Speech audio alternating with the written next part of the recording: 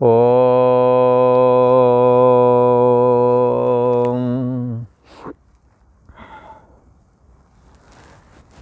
श्री योग वासिष्ठ के स्थिति प्रकरण में श्री वशिष्ठ जी महाराज बोले, हे राम जी, जैसे सुवर्ण का प्रतिबिंब जल में पड़ता है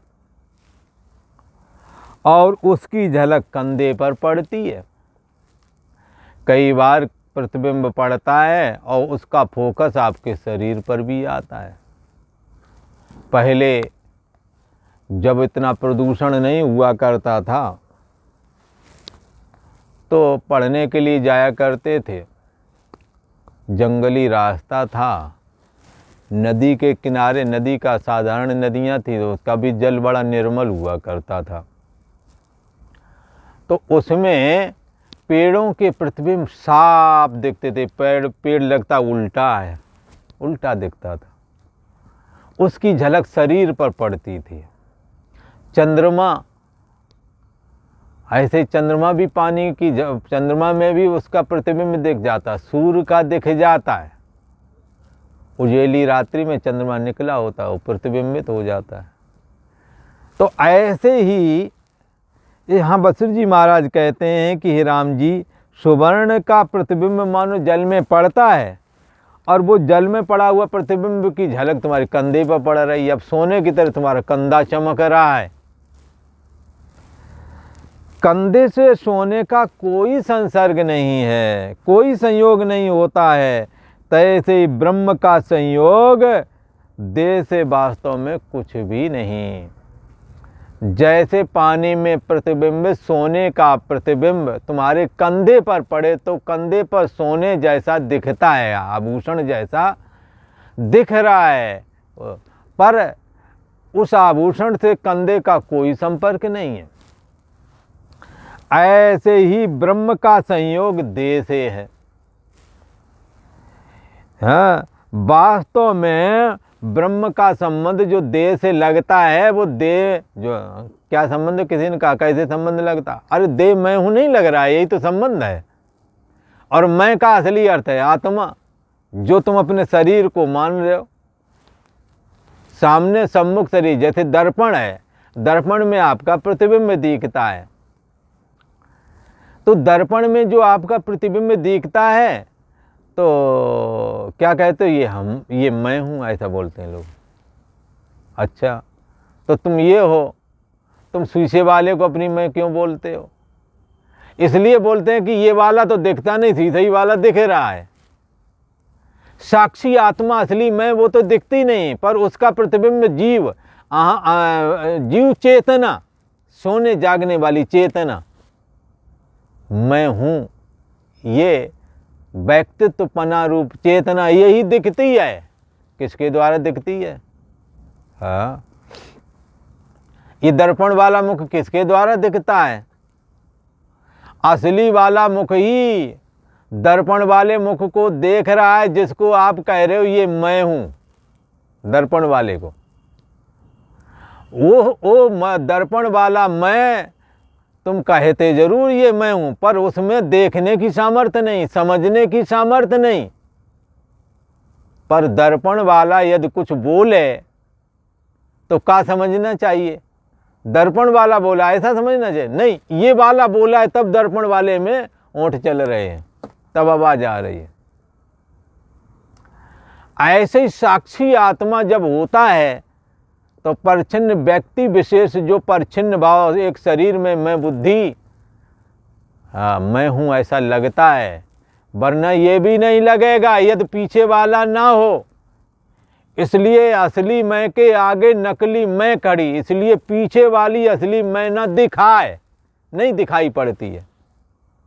मैं के आगे से जब मैं हटे, असली वाली मैं के आगे से जब मैं हटे, या जब मैं का आगे अगली वाली मैं का मिथ्यात्व निश्चय करें तो पिछली वाली मैं लग जावे। ये वाली मैं, देह वाली मैं तो समझ में आती, पर जे देह वाली मैं जिसके द्वारा जानी जाती है वो दिखता ही नहीं, वही असली मैं है। जैसे दर्पण वाला चेहरा तो दिख जाता है, पर दर्पण वाला चेहरा को देखने वाला असली वाला चेहरा हमें दिखता नहीं है। लिहाजा मैं बुद्धि कहाँ पर है?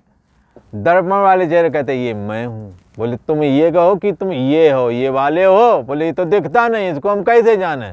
कई लोग कहेंगे प्रत्यक्षम किम प्रमाणम।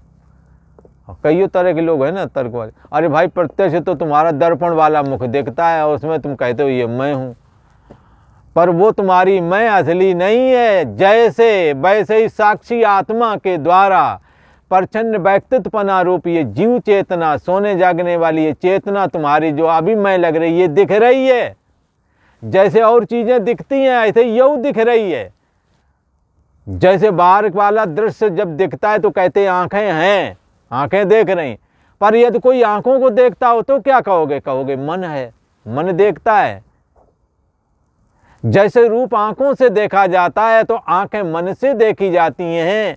मन ही आंखें 5 ज्ञानेंद्रियों के रूप में है, इसलिए मन इन 5 ज्ञानेंद्रियों को जानता है। पर मन भी जाना जाता है, आज मैं सुखी हूं, मैं दुखी हूं, ऐसा जाना जाता का मतलब पीछे बुद्धि वृत्ति है। बुद्धि वृत्ति से जुड़ी हुई चेतना ही जीव चेतना है।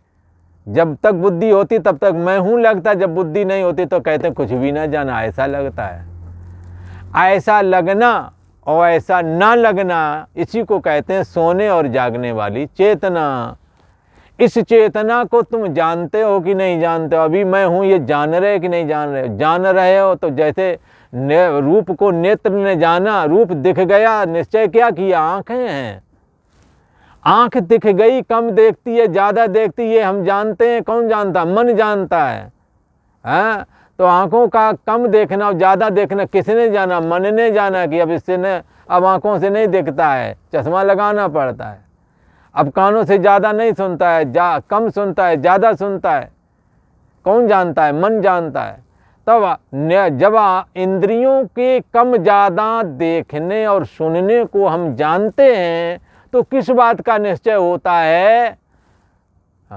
यही निश्चय होता कि मन है। मन भी जब सुखी दुखी होता तब कहते हैं हमारा मन सुखी, हमारा मन दुखी है। तो मन का सुख दुख भी जो जानता है, इसका मतलब पीछे बुद्धि है। ठीक है, पर बुद्धि के साथ जो अंतर्यामी आत्मा प्रतिबिंबित होकर के सोने जागने वाली चेतना बना हुआ है, जिसकी वजह से मैं लगता मैं हूं, मैं नहीं हूं। सोने में मैंने कुछ ना जाना, अभी मैं सब कुछ जाना हूं। इसको जो जानता है, इस यही बुद्धि है। इस बुद्धि वृत्ति को जो जानता है उसके पीछे कौन है? इंद्रियाणि पराण्य और इंद्रियभ्या परम मनः। मन सर्थ परा बुद्धि यो बुद्धि परतस्तु सा। बुद्धि से परे जो है सा आत्मा सब विज्ञेया। यही आत्मा है, यही जानने योग्य है। इहि चेद वेदी अथ सत्यमस्ति। अगर तुमने इसको जान लिया तो ठीक है, ना चेद वेदी अथ महति विनष्टि। यदि नहीं जाना तो महान हानि कर ली है।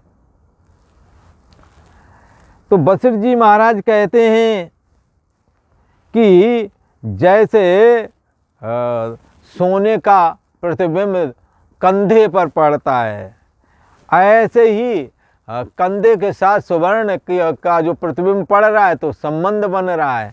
ऐसे ही ब्रह्म का संयोग देह से है। यद्यप जैसे कंधे पर सोने का प्रतिबिंब पड़ रहा है, पानी में सोना पड़ा नहीं, सोना कहीं रखा है, उसकी चमक पानी में जा रही है, पानी वाली चमक वही प्रतिबिंबित होकर कंधे पर पड़ रही है, तो ऐसा लगता है कंधे पर वही आभूषण रखा है। तो ये मिथ्या ही है, सोने की प्रतीति, और संबंध भी मिथ्या ही है। सोना भी नहीं, सोने का प्रतिबिंब आ रहा है। अंतर्यामी आत्मा प्रतिबिंबित हो रही है शरीर मन इंद्रिय आदि में, बुद्धि आदि में। चैतन्य सत्ता का प्रतिबिंब पड़ रहा है और शरीर मन इंद्रिय आदि उसी को तुम्हें मैं लगता है। ये प्रतिबिंब चैतन्य सत्ता का हूबहू ऐसा ही है जैसे ब्रह्म होता है। जैसे सोना का प्रतिबिंब सोने के जैसा ही होता है, ऐसी साक्षी चेतना का प्रतिबिंब भी ब्रह्म स्वरूप ही है। उसकी वजह से ही हमें लगता है मैं हूं। ब्रह्म का संयोग देह से वास्तव कुछ नहीं, कल्पना मात्र ही है, तो भी प्रतिबिंब पड़ने के बाद में देह मैं हूँ ऐसा लगता है। श्री राम प्रभु ने पूछा, हे महामते, आत्मा विरंच पद को प्राप्त होकर के फिर यह सघन रूप जगत कैसे रचते हैं, यह क्रम मुझसे कहिए। पूर्व में भगवान राम जी को समझाते हुए श्री वशिष्ठ जी महाराज ने कहा था कि ये जो ब्रह्मा है, जो सृष्टि रचना करता है, ये निराकार है, चैतन्य है, ब्रह्म सत्ता ही है, पर संसार रचने की इसकी वासना इस निराकार चैतन्य सत्ता में चार मुख वाला ब्रह्मा होकर के प्रतीति कराता है। इसलिए तेरी वासना ही तुझको रिझाती। नहीं समझ में आई बात? अरे जब आपको वासना लगी कि मेरा ब्याह हो जाए, तभी तो ब्याह हुआ है, तभी तो स्त्री आई है तुम्हारे घर पर, पत्नी। फिर बाद में कुछ ही समय बाद में मेरे को मैं धनम, अब धन हो, क्योंकि गुजारा कैसे हो, धन के बगैर कैसे गृहस्थी चलेगी। मैं जाया, मैं धनम, मैं पुत्र, मेरे को पुत्र चाहिए। और तुम्हें ना भी थोड़े पुत्र तो सभी को चाहिए होते हैं, क्योंकि विवाह का फल यही है, संतान हो जाना हो तो बखेड़ा है। इसलिए धन, पुत्र, स्त्री आदि ये विषय सुख ये कहाँ से आए हैं? ये तुमने चाहा, पुत्र तुमने चाहा, संतानें तुमने चाही, तब आई हैं। कोई कहेगा तो वो कर देता ऊपर वाला, साथ में आत्मन बैठा ना, वही करता है तब। अच्छा, पैदा वो कर देता है, खर्चा तुम हमसे मांगोगे भला, अर्थात खर्चा मांगोगे दूसरे से, और वो पैदा करने वाला ऊपर बैठा, तुम कुछ नहीं कर रहे हो। ये अज्ञानता भरी बातों का त्याग कर देना चाहिए। करने कराने वाला ईश्वर तो है ही है, पर तुम उसके निमित्त हो। तुम नहीं चाहोगे तो कोई नहीं हो, कुछ भी नहीं होवेगा। तुम ना चाहो, तुम्हें कोई पत्नी के रूप में कोई लड़की दे देगा का? नहीं देगा। आपने चाहा तब आपके यहाँ कोई लड़की पत्नी बन गई बोला। आपने जब चाहा तब कोई लड़का तुम्हारा पति बन गया, ना चाहते तो कायक बन जाता। तेरी वासना ही तुझको रिझाती, धन पुत्र स्त्री आदि की खेल रच रच के तुझको दिखाती है। तब कोई लड़की तुम्हारी पत्नी बन गई, कोई लड़का तुम्हारा पति बन गया। हाँ, दोनों के संयोग से एक तीसरा टपक पड़ा, संतान हुई। संतान दाम्पत्य जीवन का फल माना गया है। ये वैराग्य की दृष्टि से कथन करें, संतान भी पुण्य का नतीजा है। कई जिनके नहीं हैं वो समझ सकते हैं कि संतान का दुख कितना बड़ा दुख है। उस विषय से नहीं, हम तो विचार की दृष्टि से, वैराग्य की दृष्टि से बता रहे हैं। तो यहाँ क्या कहते हैं कि जो ये ब्रह्मा है, श्री राम प्रभु क्या पूछ रहे हैं, आत्मा विरंच पद को प्राप्त होकर, विरंच पद माने ब्रह्मा का पद, आत्मा ब्रह्मा के पद में जब प्रकट हुआ तो चार मुख वाला ब्रह्मा, सृष्टि रचना करने वाला, ब्रह्मलोक में निवासी, परंतु सबके अंतर आत्मा में भी रमण करने वाला, सबकी बुद्धि में भी समाया हुआ है, ऐसा ब्रह्मा जी को व्यापक समझ के ही चलना चाहिए। ब्रह्मा जी रजोगुण के ईश्वर हैं, रजोगुण की प्रधानता है, परंतु उन्होंने सतोगुण और तमोगुण भी विद्यमान है। ऐसा नहीं समझना कि ब्रह्मा जी रजोगुणी है तो केवल रजोगुण ही रजोगुण होगा ना, सतोगुण भी है, पर ज़्यादा काम रजोगुणी घर गृहस्थी के वाले काम सारे करते हैं, इसलिए रजोगुणी के। इसी प्रकार रुद्र में तमोगुण बताया गया है, पर तमोगुण का मतलब ये नहीं कि सतोगुण नहीं है। भगवान सदा शिव में विशुद्ध सतोगुण का निवास है। इसी प्रकार भगवान विष्णु सतोगुण प्रधान हैं, परंतु रजोगुण और तमोगुण उनमें नहीं है, ऐसा नहीं सोचना, कम मात्रा में है। पर ज्ञान सबका एक रस है, एक ही ज्ञान, जो ब्रह्मा जी को वही भगवान विष्णु को, वही भगवान सदाशिव को। अब यहाँ कहते हैं कि हे महामते, राम जी कहते हैं बस हे महामते, हे भगवान, कि आत्मा वृंश पद को प्राप्त होकर के फिर ये जगत कैसे बन गया। ये ब्रह्मा पहले तो आत्मा कर ब्रह्म पद वृंश पद को प्राप्त हुआ, चतुर्मुख ब्रह्मा हो गया, ब्रह्मलोक का निवासी हो गया, सब में समाया हुआ है, पर ये जगत कैसे बन गया है, ये जगत की रचना कैसे करते हैं, वह क्रम मुझसे कह दीजिए, वो क्रम क्या है। श्री वशिष्ठ जी महाराज बोले, हे राम जी, जब प्रथम ब्रह्मा उत्पन्न हुए तब जैसे गर्भ से बालक उपजता है तैसे ही उपज कर बारंबार शब्द का उच्चार किया, बारंबार शब्द का उच्चार किया। क्या किया उच्चार भगवान उसने? शब्द, बारंबार शब्द।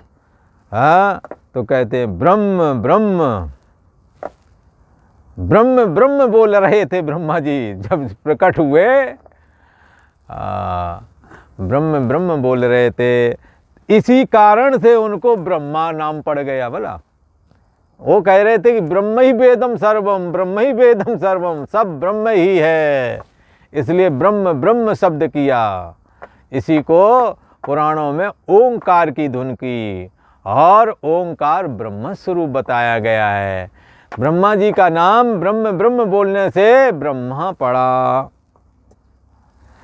फिर है संकल्प जाल रूप कल्पित आकार मन हो आया। फिर ब्रह्मा जी का समष्टि मन फुरा, जिसकी व्यष्टि हमारे आपके मन है। भला व्यष्टि समष्टि कैसे समझे? जैसे कोई बहुत बड़ा कार का या ट्रक का कोई शीशा हो, उसमें पत्थर मार दे, उसमें कुछ ऐसा अंदर होता है कि टूट जाता है, चुरकुट हो जाता है बिल्कुल, पर जुड़ा रहता है, हजारों लाखों टुकड़े हैं। दूर से दिखता है कि इसमें किसी ने पत्थर मार दिया शीशे में, और शीशा ज्यों का त्यों लगा हुआ है, हजारों टुकड़े हैं वहीं चिपके हुए हैं, कुछ अंदर पन्नी प्लास्टिक होती होगी जहाँ तक है।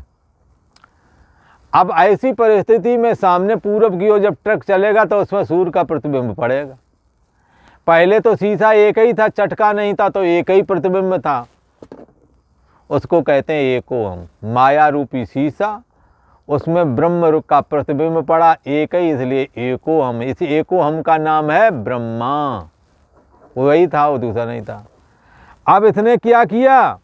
फिर का संकल्प जाल कल्पित किया। कैसे कल्पित किया?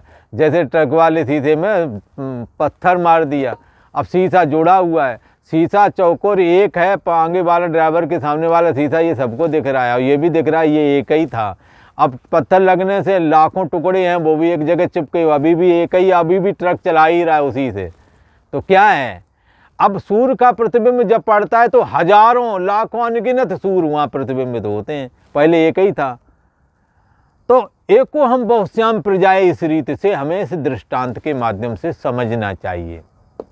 ब्रह्मा जी का जो मन है वो माया है, उस माया में जब ब्रह्म प्रतिफलित होता है तो एको हम लगता है। उस ब्रह्मा ने बहुश्याम प्रजाए के लिए संकल्प को तोड़ा, विघटित किया तो उससे अनेकों टुकड़े बने। जैसे दर्पण में अनेकों जैसे वो आगे वाले शीशे में अनेकों टुकड़े हो जाते हैं पत्थर मारने से, ऐसे ही ब्रह्मा ने अपने मन को, जिसको माया बोलते हैं, उसको विघटित किया, और जो अनंत टुकड़े हुए उसका नाम मन हुआ। और वो मन हमारे आपके अंदर में स्थित है, उसमें भी ब्रह्म का प्रतिबिंब पड़ रहा है उस जगह, हर एक देह में। इसीलिए मैं हूँ लग रहा है।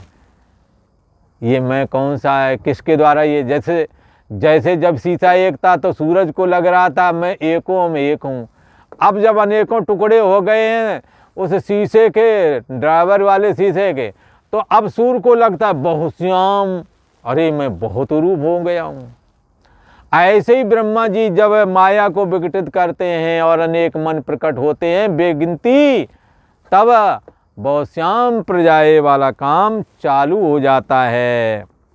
हे राम जी, जब प्रथम ब्रह्मा उत्पन्न हुए तो गर्भ से जैसे बालक उपजता है, तो कभी ऐसा अर्थ नहीं लगाना कि ब्रह्मा जी बालक से कहीं गर्भ में रहे हों, ऐसा नहीं है। ब्रह्मा जी प्रकटे हैं, उसी को इस अर्थ में ग्रहण करना है भाई। तो गर्भ से बालक उपजता है, तो ऐसे ही उपज कर बारंबार यह उच्चारण किया ब्रह्म ब्रह्म, इस कारण उनका नाम ब्रह्मा हुआ। फिर संकल्प जाल की कल्पना की, जिससे कि माया को विघटित किया और मन फुराया, अनेक जगह मन फुरा, अनेक शरीरों में, तो जगत जाल बुन दिया, सब जगह मन फुराया, सब जगह मैं हूं लग रहा। उस मन ने संकल्प लक्ष्मी पहलाई, उस मन ने भी धन पुत्र स्त्री आदि की कामना की, तो हर एक के साथ घर गृहस्थी जुड़ गई, बढ़ता गया। प्रथम संकल्प से तो माया उपजी थी, पहले जो एको हम श्याम प्रजाए, उसमें जब अहम अस्मि फुरा था, तब तो माया एक ही थी, तो माया फुराई थी। प्रथम संकल्प से माया उपजती है, फिर माया के तेज अग्नि के चक्रवत फुरने लगा। हाँ, माया का तेज फिर तेज अग्नि के चक्रवत फुरने लगा। हाँ, और मतलब फुरना हुई, और फिर आगे के जगत का निर्माण हुआ। आगे के जगत का निर्माण ये सब कैसे क्या हुआ है, इसकी चर्चा हम आगे वाले एपिसोड में करेंगे। आज इतना ही। ओम।